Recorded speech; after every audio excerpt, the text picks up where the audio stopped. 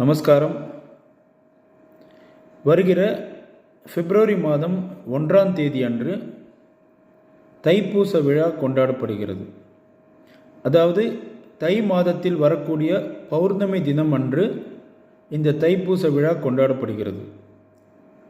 இந்த தைப்பூசம் அன்று பார்வதி தேவியானவள் தன் மகன் சுப்பிரமணியனுக்கு வேல் வழங்கிய நாளாகும். அந்த வேலை கொண்டு சூரபத்மன் என்ற கொடூரமான அரக்கனை அழித்து நேர்மையை நிலைநாட்டக்கூடிய ஒரு நாளாக கருதப்படுகிறது. இந்த தைப்பூசம் தினமானது தீமையை விலக்கி நன்மையை நிலைநாட்டக்கூடிய நாளாகவும் கருதப்படுகிறது.